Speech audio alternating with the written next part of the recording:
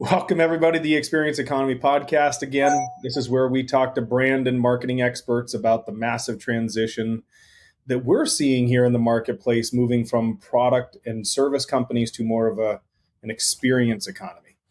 Everything from technology to machine learning, IoT connected devices, hyper personalization. I mean, these are all things that are changing the way we communicate and create value for our customers, right? We're going to talk through these provocative challenges with our guests, find out from them what they think companies need to do to answer this challenge. Maybe more importantly, what they're doing personally in their companies, maybe in their industry, to engage in becoming an experience provider rather than a product or service company. I'm really excited. Today, I get to introduce Lane Kofoed, President and CEO of Assisting Hands Home Care. Lane has a pretty varied career, actually, having moved around the country, working for Big Five, Big Six accounting firms before settling his family in 2001 in Boise on their own family ranch. So not only does he run and manage an active ranch on a daily basis, he somehow finds time to grow a 130 unit franchise brand through a pandemic, watching their sales grow during that pandemic. I mean, we're talking to a real life Superman here. Lane, welcome to the Experience Economy podcast. Did I miss anything? No, thank you for the introduction. And I have to say that mostly my kids do the ranch work, and they've learned to be hardworking kids because of that. We do a lot of nights and weekend ranch work, and allows me to have a professional career. My dad was an attorney and did the same thing, and we had to milk a cow growing up by hand and take care of the horses and the goats and the chickens, and we had the whole lifestyle that I've now have for my kids. So is the ranch, is it an active ranch where you're selling things to other people, or is this more for just your own family's needs? Yeah, so we rodeo as a family, and we rope cattle mostly, tie down and team roping, and so we raise calves for tie down calf roping, and then later to team rope on. So yeah, we have a dozen cattle that we raise. That we use to raise calves, and we have another dozen that we use to rope and practice rodeo. Probably doesn't hurt that you have a lot of kids and that you're adopting more to keep that ranch going either. Yeah, I have six kids, and one of them is a young man that came to us when he was a senior in high school and asked us if he could live with us for a year. He had a pretty rough home life, and so we said yes, absolutely. And that was 8 years ago, and now he's kind of just our kid. So we love him, and he's added a lot to our family. Like I said, a real life Superman. All right, so let's get down to brass tacks here. Assisting Hands is out there helping people like your parents, like my parents, right? Their age. Maybe not our parents specifically, but our parents' age, maybe our grandparents' age. This is really a multifaceted question. One, first, I'd like you to tell me about Assisting Hands. Tell me how it came to fruition, why you're involved in it. But second, um, what problems are you solving? And this is a really complex issue for people that aren't familiar with franchising, because not only are you a franchisor, but unlike many franchisors out there, you have area developers. I think you call them area reps. Yeah. And those area reps actually create what are called, or what are known as, sub franchisees. I mean, they're not, but for others watching this that aren't familiar with franchising, I'll call it that for the sake of argument. Yes. So really, you have Assisting Hands corporate, you have area reps, you have those area reps franchising and developing out their territory, and then you have franchisees with their own customers.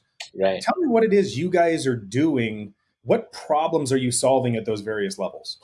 Yeah, it's a pretty unique model in this because the area rep model is not common in our type of industry in home care. And so let me start with your original question. Where did Assisting Hands come from? How did it start? Um, and really, it started with three farmers in Idaho and a doctor down in Phoenix, Arizona. And and what happened is Gail Silverstein, a PhD in healthcare management, her parents lived in a distant state. She was trying to find care for them. She couldn't find professional, competent care, people that would show up on time, actually do something, and not leave early.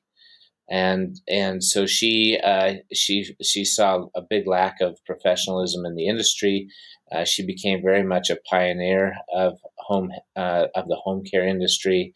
On the national scene of a lot of the forethought of how this should play out with all the seniors coming, the baby boomers. And so she started a home care company in Phoenix and grew it rapidly. And then the three farmers in Idaho that I know from growing up, two of them were my scoutmasters growing up. They started a company here in Boise. Same reason. The main partner, his parents, he was a CPA, and his parents were getting elderly. They needed help. He had a full-time job and a part-time farm to run, similar to what I do. He has horses and cattle as well. And so he was having a hard time finding professional, competent care. They started a business in Boise, Idaho, and they had challenges. They had the challenges of figuring out the laws and the regulations for the senior care industry. There's quite a bit to it. And so some consultants put them together with Dr. Gail Silverstein in Phoenix, Arizona, and she consulted them. Well, as soon as she helped them understand what she was doing, their business took off and did incredibly well. And so, because of that, they decided if she can do that for us, we need to franchise this.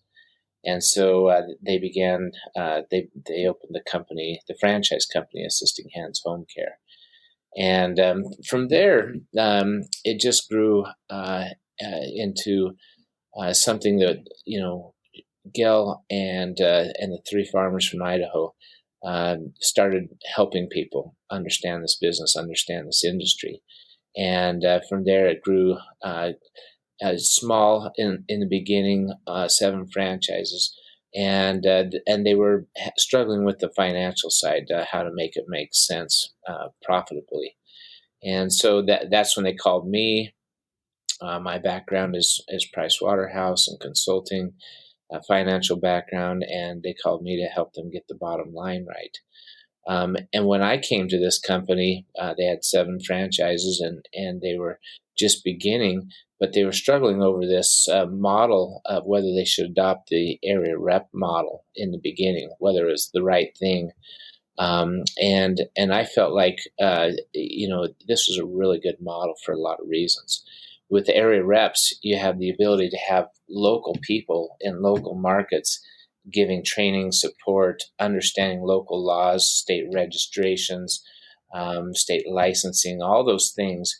And so we felt really strongly that we should go into that model. It's very uncommon for the home care industry and for a lot of franchising, but it really made sense to us because we wanted to give any new franchisee that local touch as well as a national team that could help guide them and support them. And so now, we've grown and we've got over that 100 hump in franchising. There's a hump that you try to make it over, and your first 100 franchisees, and we got over that, and now we're well on our way to 200. So we've had a really good run in the last 10 years. What are the markets that you're most developed in? Yeah, it's interesting because we have a map of the United States, and we're starting to expand internationally. But we have a map that shows pins where there's offices, and almost all of those pins are around the area reps. And the reason is because people like the idea that they've got somebody local, somebody close to them that's been really successful in the business and can guide them, support them, train them. And so, a lot of locations in the South because of the banana belt, a lot in Florida, but we have offices all over the country in 24 different states. And then one of the unique things about unless I misunderstood something, one of the unique things about assisting hands, most franchisors, I shouldn't say most, but well, I probably should say most. Most franchisors are just that. They are the theory behind behind the curtain when they franchise their business model. Whereas there are some franchisors that own company-owned stores. What's interesting with your model is you're actually franchisees of yourself in Right. Idaho. Are you not? Right. We have 4 locations in Idaho, and we feel that's valuable and important because they're a model for the rest of the company. For instance, we have 2 satellite or 3 satellite offices now. We just bought a fourth up in a small town called Salmon, Idaho.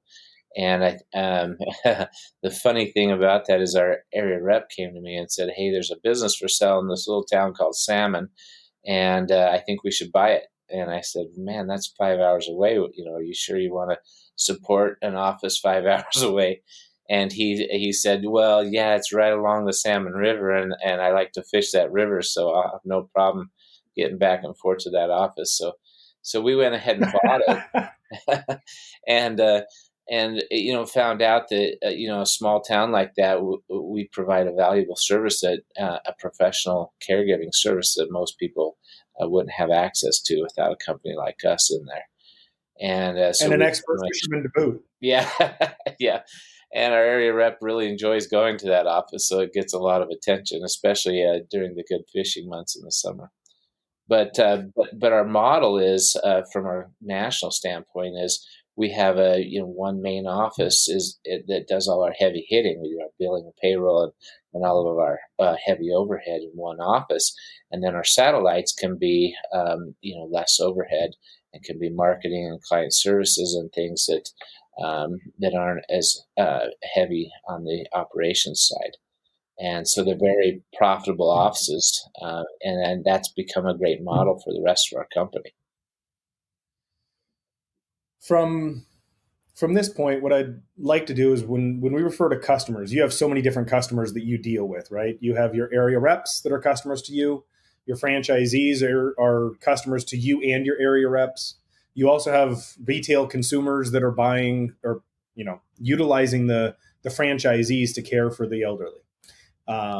So when as we talk about this moving forward, think of it more in the concept of a stakeholder Yeah. rather than necessarily just a customer. Feel free to talk about which stakeholder you're referring to, but before I really share my vision of what customer experience or journey is, when I say those two terms, customer journey, customer experience, when it refers to various stakeholders, what thoughts, what emotions did that elicit? Yeah, so something we really believe in at Assisting Hands is guardrails and not train tracks. The idea that we want our franchisees, our area reps, to have a lot of flexibility, to use their own ingenuity, to do things the way they feel most comfortable, and of course we have to regulate that. We can't have one franchisee that makes another look bad, and so we give some guidance, and we say no on some things. But in general, our philosophy and feeling is if they have the flexibility to go out and do things the way they are most comfortable, then they'll be their best selves. And so for instance, our area reps are really partners with us. Our incentives are aligned. Everything that they do and we do together is for the success of the franchisee, and our profitability is aligned. If they're successful, we're successful, and the area reps are successful. And so, success breeds success, and working together, we create a lot of wealth with the area representatives. Some people in the past have said, why do you give away so much to your area reps? And they've asked me that question. Healthcare News has asked me that question, and I say, well, because we're building wealth together, and I don't mind sharing the wealth.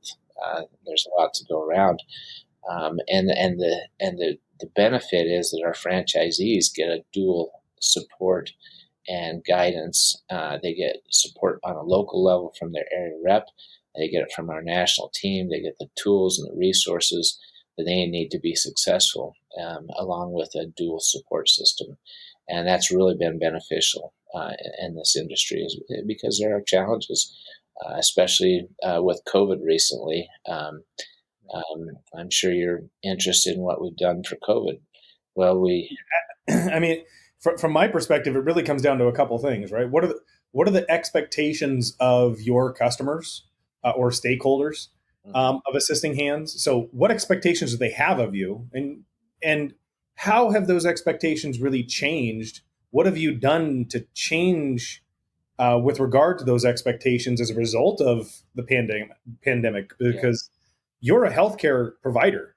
When it right. comes down to it, people might not be in the hospital, but you're healthcare providers, and providing that healthcare has got to be uh, a really challenging thing when just over a year ago, everything shuts down and no one knows what's going on. Yeah, right. So, first of all, with our stakeholders, our area reps, and our franchisees, we really feel like they're our family. We have personal relationships with them. When they come for Discovery Day, we take them to my ranch. We have a barbecue. We put them on horses if they want to get on horses, and we spend time just really getting to know them and building that relationship. The next day we go to the office and we show them our product and we show them our technology, the model that we have for the company. But it all starts with close personal relationships, and we feel like, they're like I have 6 kids. I want them all to succeed. They're all different.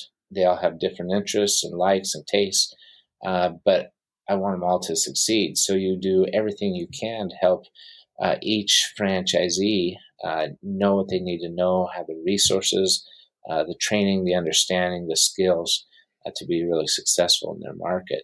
And that's different for each market and each place. That's why the area rep model comes in so handy. For instance, like Florida, only 20% of the people that try to get licensed in Florida actually get that license statistically. 1 in 5. Yeah, and assisting hands, we're 100%. We never don't get licensed, and that's because we have a lot of skill and understanding. We know the challenge of getting licensed in Florida, and so we help each franchisee get licensed, know what they need to do to be successful there. And that's company wide. In areas in other states, there's not the licensing, but there's other challenges. There's Medicaid. We're experts in Medicaid, and that's something that comes from having founders that were actually practice the business in corporate-owned stores, where we actually understand the business, so that we can guide others in other states. What role what role does technology play in delivering on your customer experience? Yeah, you've talked about the experience, and see, in the early days, a lot of home care was just nurses with handwritten notes going into homes and taking care of people, and then there were caregivers that were non-skilled people to go in and just sit with them and be companions to them and watch over them.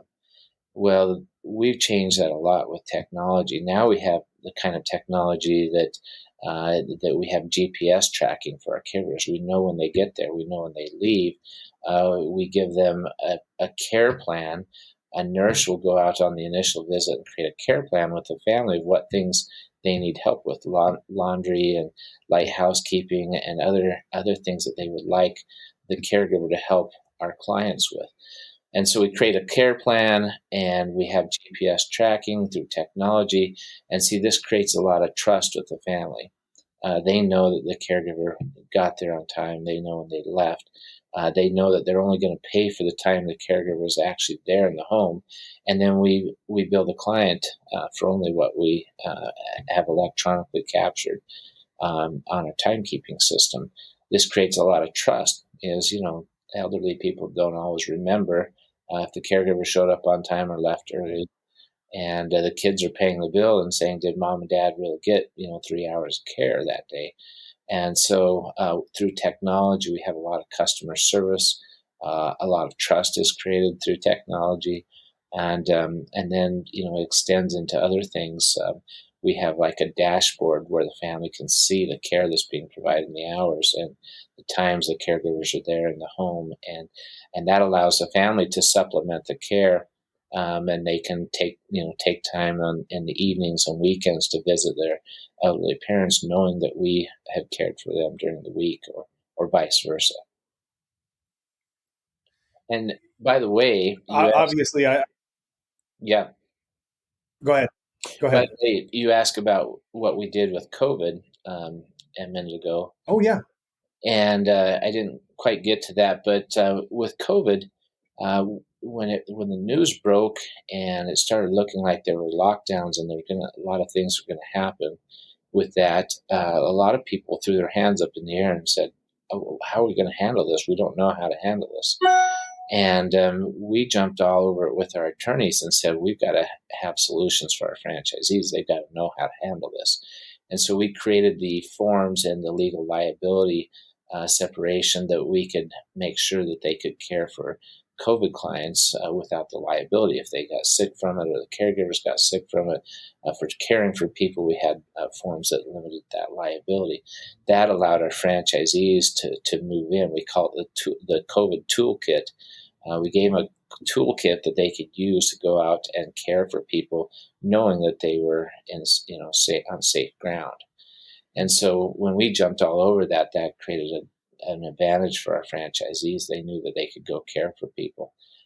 It was their decision of if they wanted to care for, say, a COVID client, but most of our franchisees felt that they had the forms and the legal ability to do that. And so we actually gained a lot of advantage last year in the COVID year through technology and through with good attorneys limiting our liability there. And we also Well, that's got to be that's got to be a godsend to some people. You're in my age, knowing that if someone's in a hospital, if my parent or grandparents in a hospital, I can't go visit them. right, And them being at home has got to create some mechanism of, or at least some measure of solace, knowing that they're cared for, they're in an environment that they're familiar with, that potentially, depending on different circumstances, obviously, we could actually go visit them and not have to get a phone call from the hospital. My parents died, and I can't go to their funeral at all either. right. Right, and there was so much loneliness, and so many elderly people were all alone and unable to be visited by their family members. And so, what happened was, the nursing homes, the assisted living facilities, a lot of people took their elderly parents out of those places and back into their homes, and so they needed home care. That's exactly why our businesses grew and thrived, and we felt an important part of the solution for COVID, because we were there to care for people who were experiencing that loneliness, who needed help, and their family members couldn't get to them, and so we had the ability to care for people. We can care for them in nursing homes and assisted living facilities wherever they reside. But we had the ability to get to people. We were considered an essential worker. We took great lengths to provide sterile environments and safety for our clients and our caregivers. And we just moved forward, and we began to care for people, and we began to get lots of referrals from hospitals, discharging people, from social workers, from our referral network, because we were there and we were able to care for people during COVID. So our company really Yeah, grew. I mean, one of the best referrals has got to be someone that is under your care and referring somebody else, another family friend or something of that nature. I mean, we all have parents. We all, hopefully, they're alive, but we all have parents, and we all want the best for our parents and our families, right? Right. Uh, with franchising is a unique model, and it poses some really interesting challenges when it comes to stakeholder buy-in. You're a corporate office, you work at the corporate office, but you're also a franchisee, which would lead me to believe that you're also your own, in some respects, your own area rep, although you have somebody in that role managing that for you. Right. and you have corporate staff, you have corporate executive team members, you have your area reps, you have franchise advisory councils, you have franchisees, you have franchisee staff. I mean, the complexity associated with getting an idea, going from idea to fruition, is virtually impossible. Yeah. Having a vision is one thing, executing on that vision, getting stakeholder buy-in is another. Tell me about what that process looks like for you when an idea comes from a franchisee or from internal or whatever. How do you get something like COVID toolbox where uncertainty is everywhere and uncertainty is the devil of business because what Yeah. do I do, right? Yeah. Yeah. How do you get what does that process of stakeholder buy-in look like for you and how exhausting is it? Well, first of all, we'd rather have friends than enemies. And we start out building that relationship with our franchisees and our area reps from the very beginning. And then we believe, in fairness. We try to treat everybody fairly, and try to give everybody our best. I'll give them our 100%.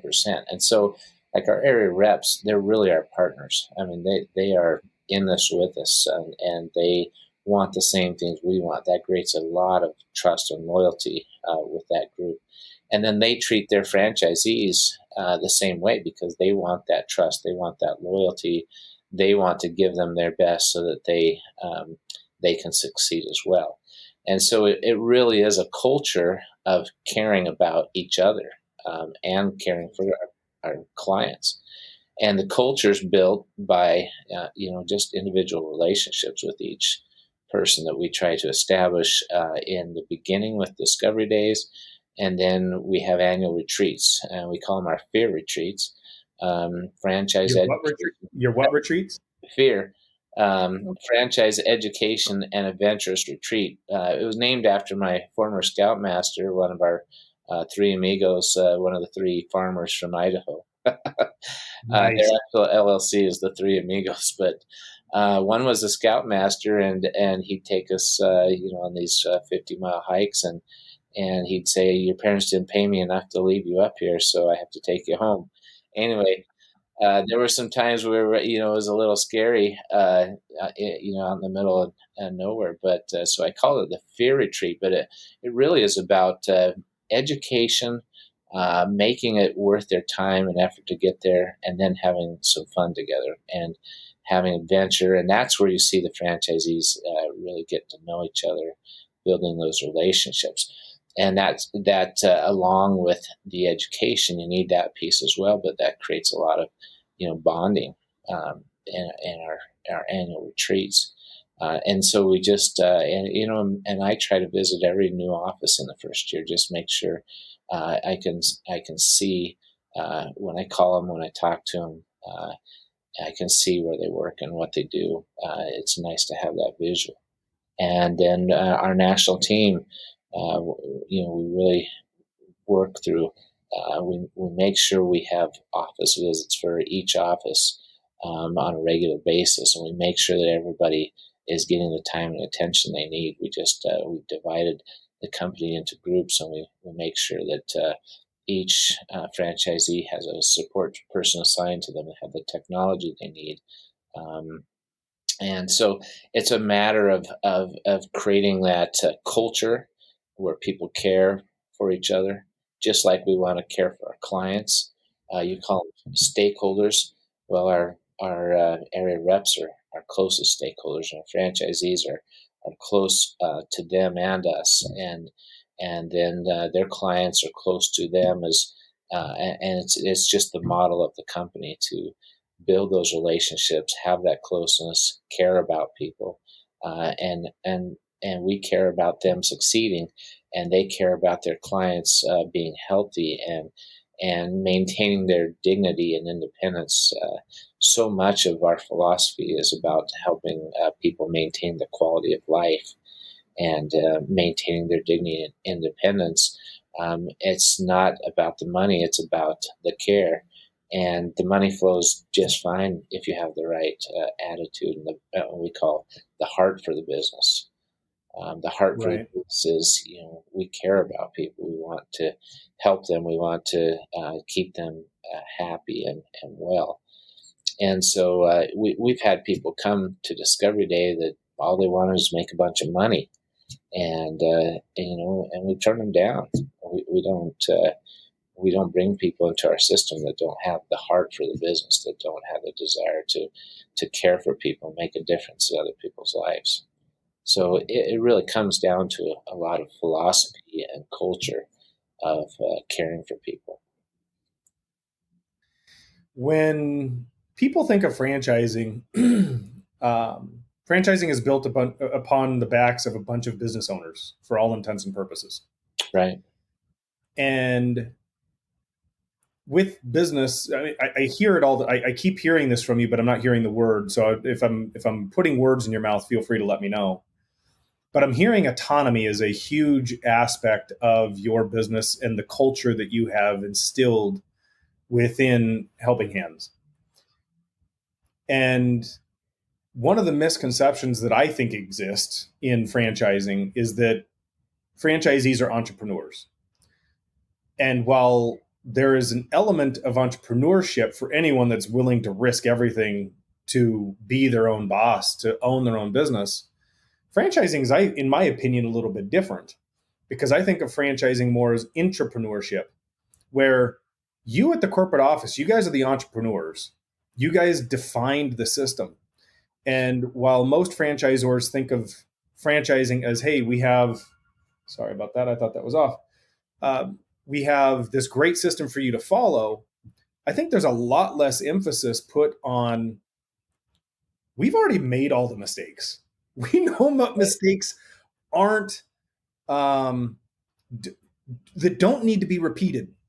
And so the system we're giving you, you should see all of the mistakes that were made. I mean, you talked about coming in and with Helping Hands when they had 7 locations and they just couldn't make money. Yeah. Obviously, there were mistakes, but you guys are a healthy, growing, vibrant company now. Tell me about what that process kind of looks like, and what your feelings are, the difference between entrepreneurship and what I'm defining, whether it's really that or not, but as entrepreneurship. Yeah, really, the power of franchising is that you're taking something that's been very successful and replicating it. And in the beginning, Gail Silverstein saw a need, saw a market, saw an industry that needed professionalism, and she started a company. And she's very successful at it. And her philosophies are the same philosophies we have today: caring for people, helping them maintain their dignity and independence, maintaining their quality of life. All those were her philosophies from the beginning. And then when we saw that that could be very valuable, could provide a great resource to people that were in need, the farmers from Idaho began to franchise it as Assisting Hands. 3 amigos. Yeah, the Three Amigos. They're buddies, and yeah, they began to franchise it as Assisting Hands, and the idea was to I say, called it Helping Hands a minute ago. I apologize for that. yeah, that's I all knew right. better than that.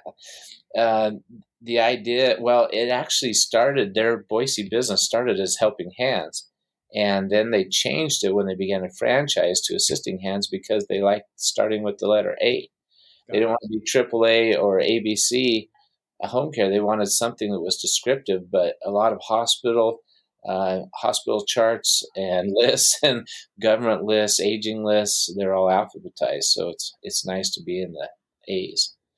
But anyway, the idea was, man, we found something that's really successful that can provide a great need to other people. We need to franchise this. We need to help other people have the same skill and understanding and resources. And then as far as franchising goes, some, franchise systems are, bullies, and they have they have a hard hand with their franchisees, and we believe just the opposite. We want to be their friends. We want to have those great trusting relationships, and we want to give them a lot of flexibility. Like I say, guardrails, not train tracks. Let them use their own ingenuity to produce great businesses. And each of our business owners, each of our franchise owners is different. And for instance, we have a physical therapist in Chicago that's really good at helping people understand the risk of falling and the damage it does to the elderly and how hard it is to recover. And so he does seminars for social workers and discharge planners, and he creates a lot of business by teaching people about fall risk. Well, that's his thing. He really enjoys that side of things, and he gains a lot of business from it. We have others that specialize in dementia and give workshops and teach people about what it's like to have dementia and what things we do to help them through that. And so they each franchisee has their own skill set and talents and things that they like to do. And so we as a franchisor give them a lot of flexibility to do that, a lot of autonomy. And yet, as a company, we're stronger together. This industry was a lot of mom and pop shops, but they don't have the tools and the resources, the technology, the understanding that we do combined. And so franchising in this industry it has great advantages to it. And Does also, the um, no, go ahead. and Go ahead. also, one thing I'll point out is this industry is just on the forefront of the baby boomers. Baby boomers started in 1946. 65 years later was only 2011. 2021, they're 75 years old. We're not caring for a lot of people in their early 70s or late 60s. Most people that start needing help are in their late 70s or 80s or 90s. And so the baby boomers, we really aren't caring much for the baby boomers right now. We're really caring for their parents still, the greatest generation. And so we've got another 30, 40 years of 78 million baby boomers coming that are going to need care and support. We really haven't even started caring for them yet. Has the autonomy, you mentioned the heavy hand of some franchise systems, and in some instances, you almost have to admire the heavy hand because for them it's actually required. McDonald's, Yeah, they, I mean, they have such a footprint. The product that I buy in Oceanside, California, has to be the same product I buy in Oceanside, New York. yeah, There's no room for error for someone like that, right? right, Um, Someone like a Massage Envy that, they've got, I can't remember, but probably close to about 1,200, 1,500 locations now, maybe more. There's almost, I don't want to call it a requirement, but because people travel, they want massage therapy where they travel. The experience in one location in, I'll continue it, Oceanside, New York versus Oceanside, California, should be fairly similar, if not identical. We're right, all a people business, so that identical is impossible, right? But as close to identical as possible. right. So I can see the need for a heavy hand in some instances. I think you're right in the autonomy. You guys are nothing but a people business. Um, has the autonomy ever backfired?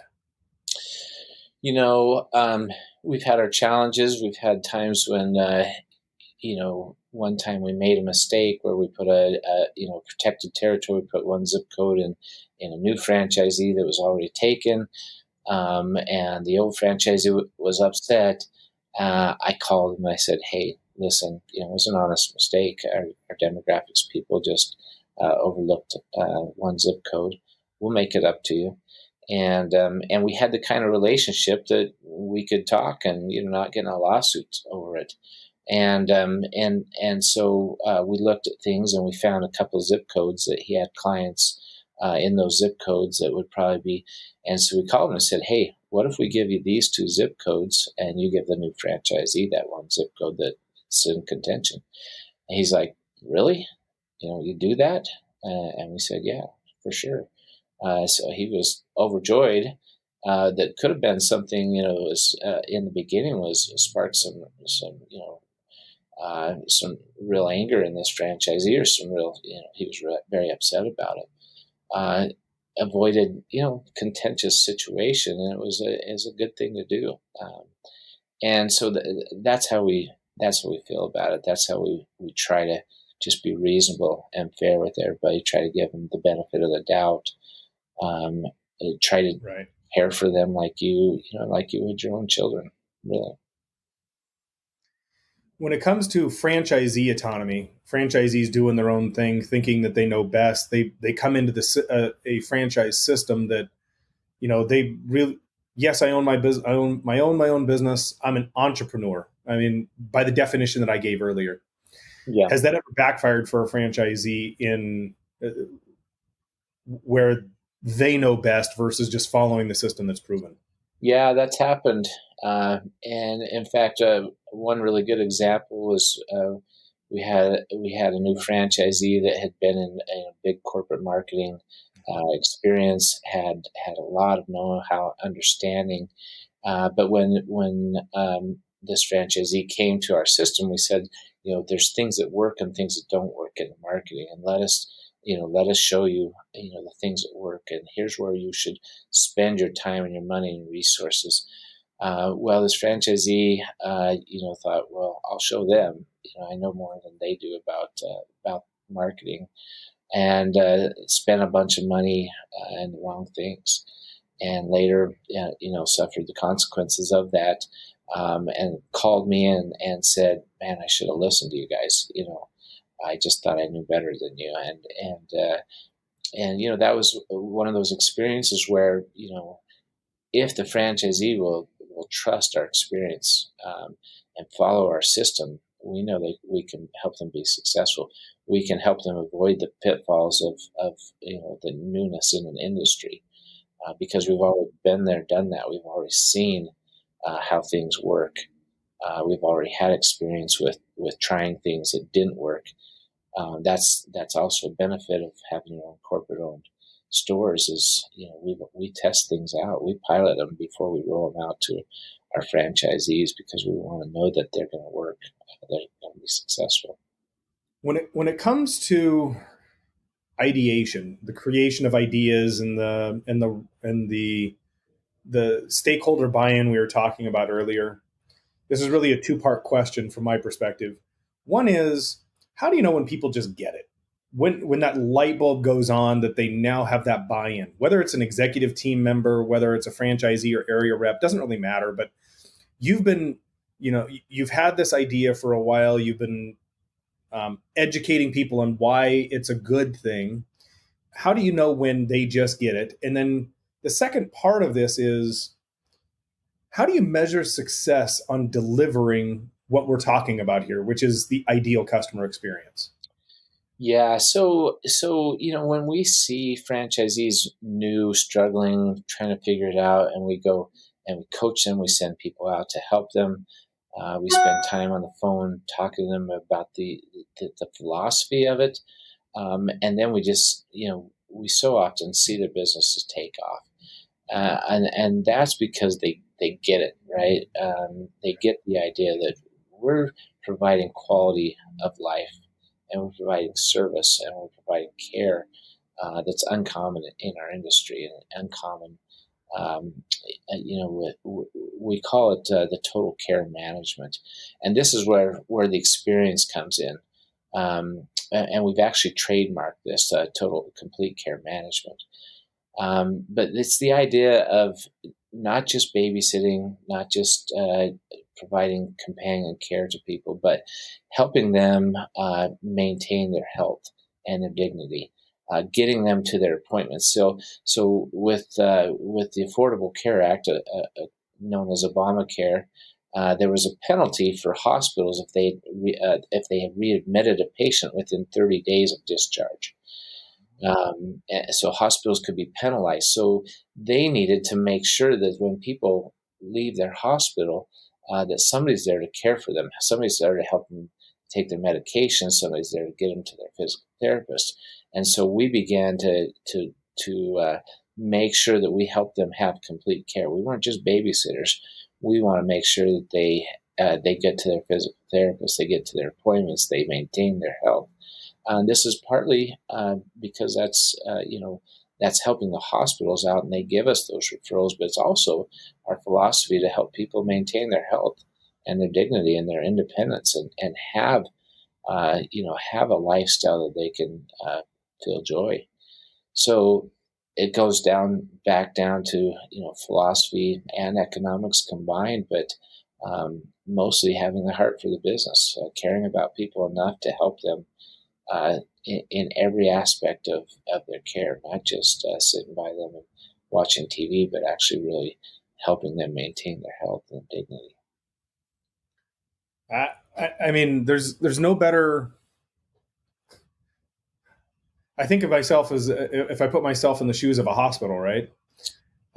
There's no better way for me to ensure that we don't get penalized as to have a good partner like you guys to refer out. Right, right, and we understand that. And for those that really want to provide care and not just get a paycheck, that's a great way to know that you're able to continue to help people, especially not have to go back to the hospital. That's think about my parents or my grandparents are passed, but think about my parents.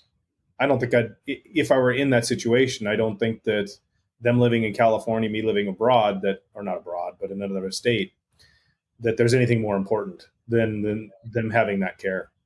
Right. And when I joined this company, I had a finance background and consulting. I was used to fixing companies, but I also had the experience that my dad went through 10 years of cancer and passed away the year before I joined Assisting Hands. And that's part of the reason I joined Assisting Hands is they came to me, they needed help, but I got it. I got how important this industry is because my dad had just gone through the 10 years of needing care and support, and even down to hospice at the end. And we as a family experienced that together. We provided care, and we had other caregivers coming in for what we call respite care, which is giving the family a break. And I got the industry. I saw the need. I saw the compassion it takes to be a caregiver. I also saw that the owners were great people. These three farmers from Idaho, you can't find better people in the world to do business with. They're fair-minded and honest. This doctor, Gail Silverstein, in Phoenix, Arizona, is a tremendous individual. Very smart, very intelligent person, very caring, kind-hearted type person. And so I saw the management of this company as great people. I saw the industry as a great industry to be a part of, with a lot of future growth potential. And so I felt when I joined the company, if we could fix the financial side, if we could get that right, that we'd be in a great industry for a long time. And so we went to work fixing the financial side. And my first year as CEO was 2011. We were first year we got in the black. Wow. Then 2 years later, we had all our debt paid off, and we had 5 years of doubling our net income in a row. And then each year after that, we've had our best year ever since. So we got the financial side right. We have no debt, no outside investors. We have the kind of solid financial. We're on solid financial ground that makes it so our franchisees and those looking to join our company can feel comfortable that we're a very conservatively run company. We're very fiscally sound, and that Doesn't sound like you're on the Rourke track to me. uh, no, you know what? For anyone outside of franchising that doesn't get that, Rourke is a private equity firm that seems to be buying almost every single franchise company on earth. I don't know how many brands they're up to, but probably 30 or 40 at this point. I might be exaggerating that a little bit, but that was the inside joke. Go ahead. Yeah, and we have private equity, we have venture capital after us all the time. This is such a great industry, uh, but we don't want to lose the culture. Yeah. And it's like our philosophy with our reps. We believe that we should share the wealth, help everybody grow, and with our franchisees the same. We have franchisees that young couple in Florida grew about $1 million a year, um, and now they've got a beautiful beach home on 2 acres, and just done incredibly well in this. And that's because they're caring people, and they make a difference in people's lives. They have great customer service. All the philosophies that really drive business, they're excellent at it, and they're also our philosophies, and we promote those as the most important ingredient of the home care business, is having the heart for it, having the desire to serve the aging and the disabled in your local communities. So it comes with philosophy and culture and the philosophy of care that starts with each of us. Culture is everything. Culture and franchise is everything because, I mean, there's a belly of the pig that, from the way that I define it, is there's probably 30% of franchisees are going to do everything the franchisor says. There's 30% that are going to do nothing the franchisor says because they know better. Yeah. There's that last, 33, whatever percent it is, well, I guess it's 40% that are left, that they're going to do most of what the franchisor says, and they're being a little entrepreneurish at the same time. Yeah. So I'll round this out with my definition of customer journey. I'd just like you to comment on it. So my personal definition of customer journey is customer experience, whatever you want to call it, is every real or perceived interaction a customer has or should have from the customer's perspective, not from the company's. So we can take an example of pizza delivery. It's about as good example that's relatable to anybody. Mm-hmm. If I order a pizza, it's an hour late. The only apology I'm ever going to get is from the person that delivers the pizza, the cold pizza. And as a consumer, the business is done right because somebody apologized for being late. As a consumer, I think there's a missing interaction there, because why would that general manager not have the ability to call me the next day and just say, hey, I'm sorry? Send me a note saying, hey, I'm sorry. And I think it's that perception of experience that's missing in most businesses, that I think is the reason why this podcast exists, is for people like you to share with others what you believe the customer experience is, the ideal customer experience, how we're moving from a product and service company to experience economy. And so when I say perception versus reality, is there a distinction in your mind in your business of the perceived experience versus the real experience? Yeah, we talked a minute ago about, like, McDonald's needs to have the similar experience. Massage Envy, other franchise system, they want the same experience here as they do in another location. And that in home care in the services industry has to be built a little bit more on on the relationship of the time, the interaction, the personal interaction. But to your point, the experience needs to be somewhat similar, needs to be grounded in principles. And so we've gone to great lengths to create videos for our franchisees. 30 videos to help them, the office staff, know how to interact with people, how to set up client appointments, how to create care plans. So we've created videos to teach and to give that similar experience and a similar philosophy to our franchisees. We don't use all the same words, but we have a similar philosophy of how to interact and treat our clients and our caregivers. And then we've created 60 plus videos for our caregivers. This is something that I don't know any other company that does this, but we believe that our caregivers need to have the training to be professional, to be diligent in their job, to know what they should be doing when they get into a home. They're not just there to babysit; they're there to make a difference in the life. So we've created videos to train them on how to interact and what things to do and how to do things. And it's a matter of wanting to provide a better product and a better experience for our clients. And so it really is, to us, it's a philosophy that we promote to have provide a great experience for our clients, but it's not always the same in this industry. It can't be a McDonald's style where the menu is the same and the interaction, almost the things that they say and the way they handle each situation is almost the same. In ours, it has to be based on personal interaction, but the philosophy and the procedures are very similar throughout our offices. Lane, I can't thank you enough for enduring almost an hour of grilling from me on assisting hands.